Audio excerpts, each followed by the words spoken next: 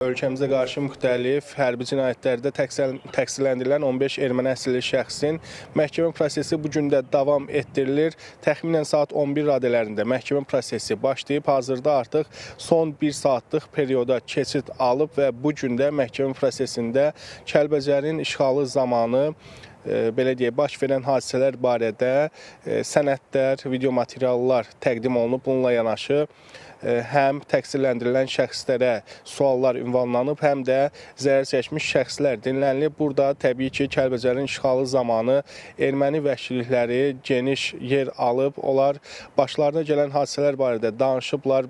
Qoca, yaşlı, uşaq demədən hər kəsə qarşı necə vəhşiliklər törətdiklərini daha doğrusu bildiriblər.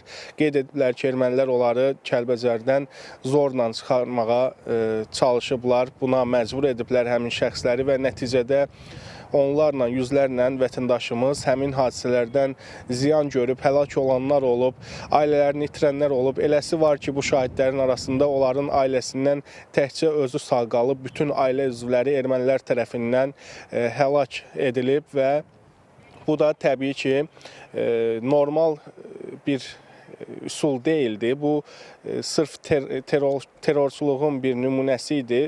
Həmin şəxslər zorla Kəlbəcərdən çıxmağa məcbur edilmişlər. Daha sonra isə onları qova-qova Kəlbəcərdən çıxarmışdılar. Yolda isə qarşılarını kəsərək bir qrupuna müxtəlif atıcı silahlardan atəşlər açılmışdı.